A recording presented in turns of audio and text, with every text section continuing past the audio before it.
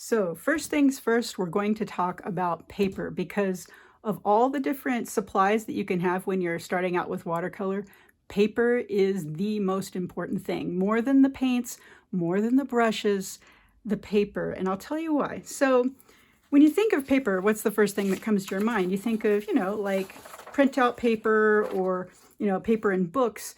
But what happens when you get that wet? Well, typically it'll get all wavy, or what they call cockling.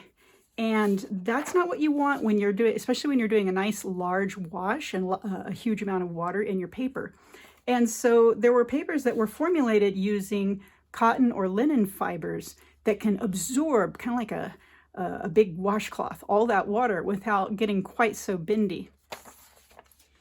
And unfortunately, it's kind of a trick to find out if you have actual cotton paper versus not, because not everything that says watercolor paper is actually, ideal for using lots of wet washes. For example, something like this, if you don't see the words cotton on it anywhere, generally speaking, it's going to have some wood pulp in it, and that's not what we want. Because, you can do it. There's nothing to say you can't use wood paper. The problem is when you want to get the effects that you see professionals get, it's very, very difficult. It's also very unforgiving to use this type of paper. It's less expensive, but in the long run, you're better off with a more expensive cotton paper. And for all intents and purposes, for our class, we're going to use Arches or Arches. It's a French paper. They've been making it on the same paper mill for centuries. And I like them because, A, they're everywhere. You can find them pretty much in a lot of places. And also, they have really good quality. I always know what I'm getting. That doesn't mean to say there's not other companies you can use. You can get paper samples. Instead of spending hundreds of dollars trying different papers, there's a company called Wet Paint, and that's an artist materials company. And you can send away, and they'll give you all kinds of watercolor papers to try out for like, $19, $20. And that way you can get a feel for the different kinds. But once again, this one's great for when you're starting out because Arches or Arches, as they say in French, is one of the top brands for watercolor paper that professionals use. There's several others also, and this is just the one I happen to have the most experience with. I also like the way that it will come in blocks like this. And the reason blocks are great is if you're outside painting a lot, this will actually have a nice black gummed edge on all four sides like this that kind of keeps it nice and taut. And then when I'm done, I just put a little palette knife in here or a credit card and I can pop the piece of paper off. But that does cost a little bit more. Some people say the most cost-effective way is to just buy huge rolls of the paper because you can do that. Not everyone has several $100s to do that at once, and you have to flatten it and everything. Or just large sheets. And the other problem I find with, at least sometimes, they're damaged and you don't know it because unbeknownst to you, if someone has this paper and they put some oily fingers on it, you won't know. It'll look nice and clean until you start painting a wash over it and you'll get all these weird blotchy things. So I always say, bang for your buck, your best bet is to get a pad of all cotton paper. I tend to use 140 pound. And what that means is when I say 140 pounds, I'm not meaning like, oh, it's so heavy, it's 140 pounds.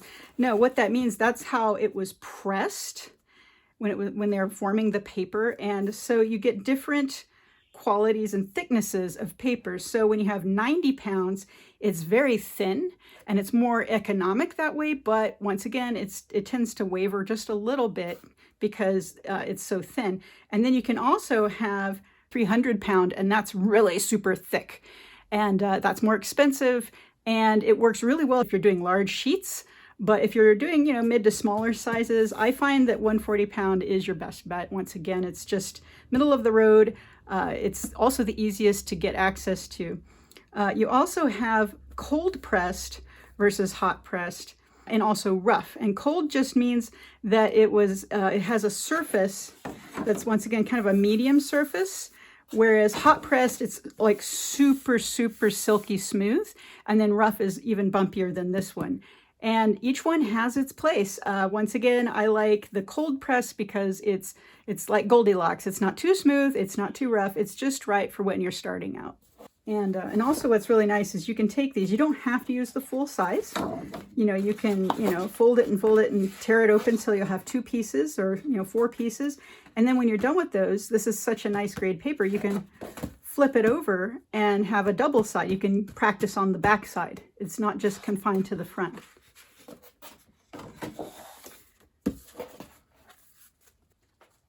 Oh, and when it comes to drawing on your paper, I always recommend do not overdraw, don't overwork it or erase it, and because once again, you'll end up, because this paper is very delicate, even though it's tough, it's got a very fine surface that has what's called sizing on it, which is like a special protective coverant of gelatin, and if you scratch and oil it up too much, it'll once again mess up that nice flow that you got going. And when you are drawing on it, try not to overdraw. If anything, I recommend transferring your drawing that you did beforehand onto a nice fresh piece of this paper. And one of my other videos, I think I'll show you the link how I do that. So now next, brushes. There are so many ways and so many brushes that you can use. It's an individual thing. But when you're starting out, I would recommend just starting with something simple like a round brush, a watercolor brush that will hold a good amount of water in what's called the belly of the brush here. This is the brush, this is the ferrule, which is the metal part, and this is the bristles, and inside here is what they call the belly. And this is the secret to so much of good watercolor painting, is understanding how much water is held in this part of your brush, and I'll talk about that later. I personally use number 14 or number 10 Robert Simmons Sapphire series. I don't even know if they make these anymore, which goes to show if you have a good brush, it can last a very long time. This one's at least 10 years old. But I also tend to use travel brushes, and so for the class I've recommended the brush that you'll see below in the link. It's a travel brush, very similar to this one here. And what's nice about these is, as you can see, I can protect the bristles. You have to be real careful when you're putting it back in. Always make sure it's nice and to a point, because you can actually damage the bristles. But once you put it back in, it's nice and safe. It's compact, and you can, put it in your kit and go camping or going somewhere with it without needing a big holder like this. And brushes are generally made of, traditionally, of sable fur, which is a little tiny weasel-like critter that has very thick winter coats, and on its tip of its tail, it has these hairs that are really, really amazing at holding in not only air to keep the animal warm, but it also holds water really well, and that's why people have traditionally used them. Now, we live in a time where you actually don't have to use the animal's fur. Sometimes a good synthetic brush is just as good. I used to not be able to say that because it used to be synthetic was but they're getting much, much better. Oh, and just to tell you before I forget, there is a difference between watercolor brushes, oil brushes, and acrylic brushes, because you can use all 3 interchangeably, but I wouldn't recommend it, and here's why. So for oil brushes, generally they're made out of hog bristles, which are very, very stiff. You see that?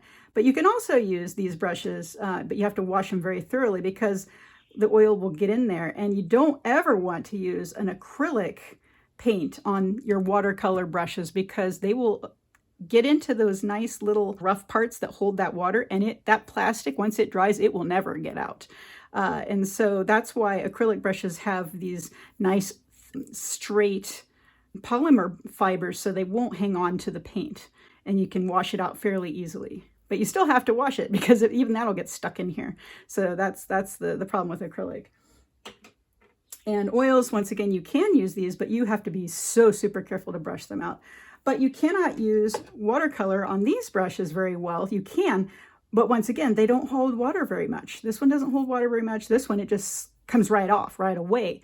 And so it's very, very particular that you get a brush that can hold that water. That's the secret to watercolor painting. And just thinking outside the box, it doesn't have to be brushes. I do recommend starting with brushes, but eventually you can do things with watercolor, you know, using palette knives even, or toothbrushes, or sponges, or even your own fingers.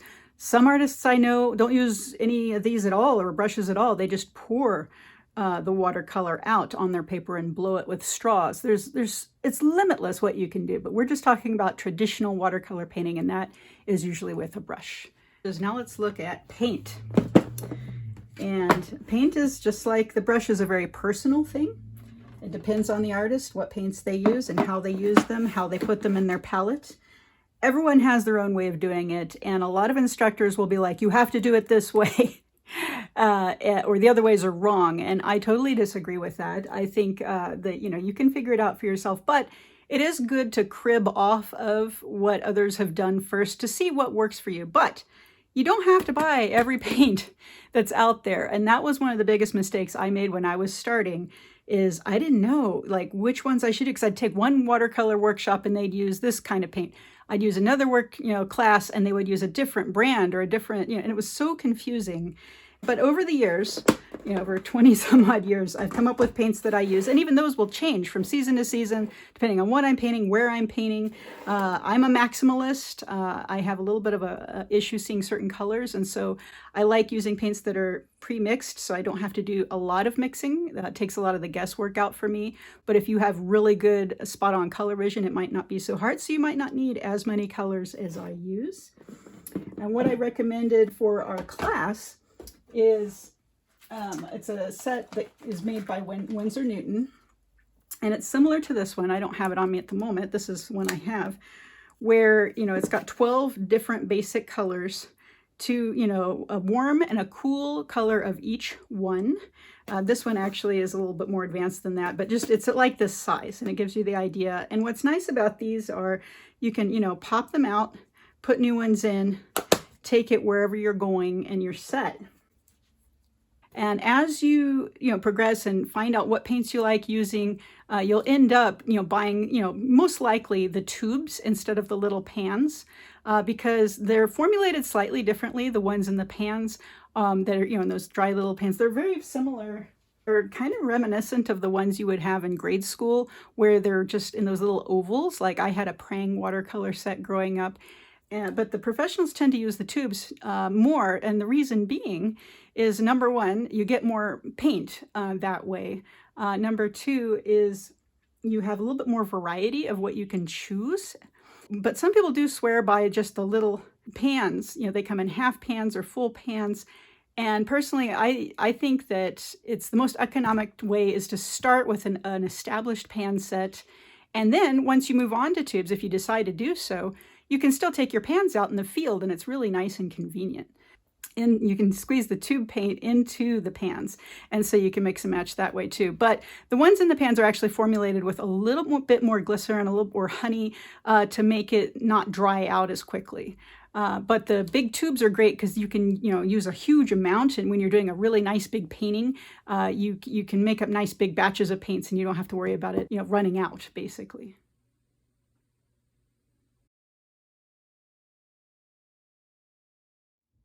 And when it comes to paints, there is a lot of confusion. There used to not be enough info about pigments, but now there's just too much. And sometimes it's even hard to understand what we mean by watercolor versus other water media. Because when you hear body color or gouache, that's watercolor pigments, but it's had white added to it. So it's opaque, it's not transparent and clear anymore.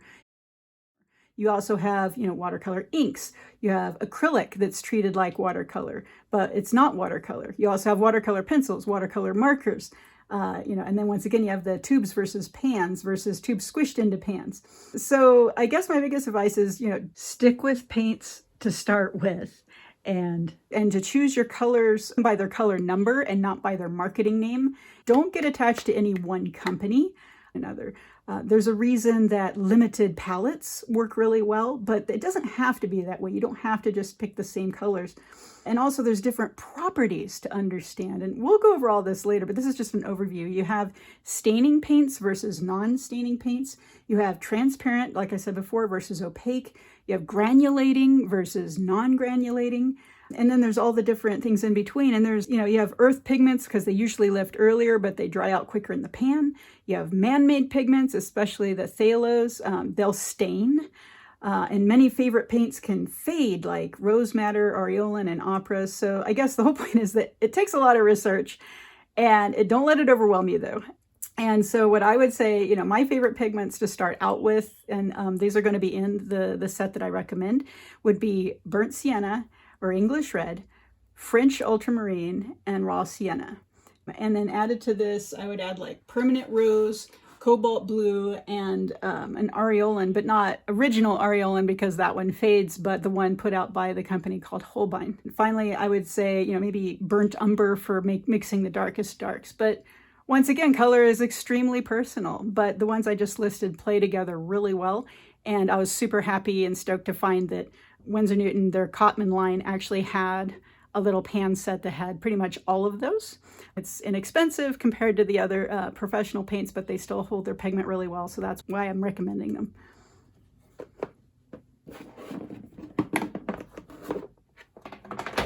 Next topic, water. Okay, so when it comes to water, clean water is the key to clean colors, in addition to having pigments that play together well. I would say try not to use really mineralized water like well water or water from lakes and rivers when you're first starting out, because you can use it, especially in a pinch if you forgot to pack water or you drank your water. But if you get water from those sources, it can have uneven results.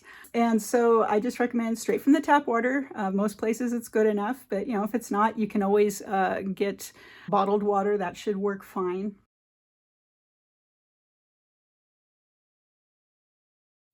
So additives or mediums can help, but they're not necessary, generally speaking. But you can, if you live in Arizona where it's like 100 degrees Fahrenheit or 50 degrees Celsius, it's really, everything's just drying immediately. Sometimes a drop or two of blending medium can slow that process down just a little bit. But it takes a lot of practice to get a feel for it. And generally, even though I live in a dry climate, I don't use it that much. This is more for when you're doing really big washes, but just to know it's available, I didn't know that. And also, if it's too cold outside and the water's freezing, another tip is just to use a couple drops of alcohol, whether, rubbing alcohol, or I would recommend, vodka or one of those little bottles that you can get at a store. And that way it'll lower the temperature so your paint won't freeze right off the bat.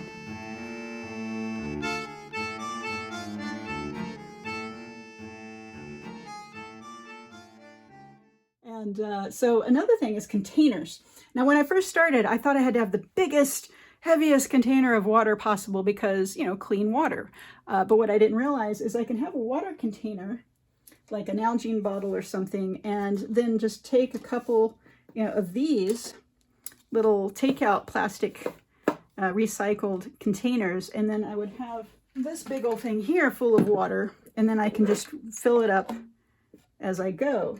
When I'm out in the field. And here in the studio, I can use, say, 2 of these nice larger ones. And I recommend at least 2. And the reason being is, when you're painting, you'll, get your paint all dirty and put it in one. And then once that's cleaned off, you put it in the other one that's just pure clear water. And that way it'll be very clean when you pick up your next pigment. Because if you just use this one over and over, eventually it's going to get murky. That's another reason why you want clear ones. So you can tell when that's happening. If you're like me and you hyper focus and you don't even notice, even though it's right in front of you, clear helps a little bit with that. And what's nice about these is, like I said, they're recyclable. They're really lightweight. Once again, if you're in the field. If you're not in the field, you can even just use a nice jar. You don't have to buy fancy water holding materials. I do recommend, the wider the better and the lower the better, just because, if you get them taller than this, they start to get knocked over, and that's no good.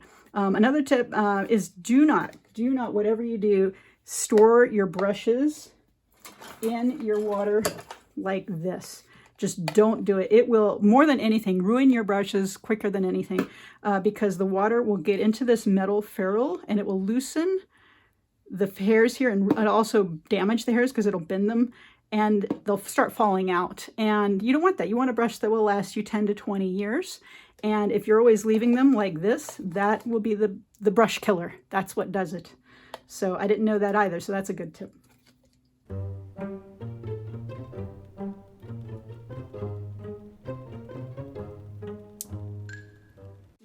There's other mediums you can add, but once again, we're just starting out. We don't need to go into oxgall or iridescent medium, although that's fun.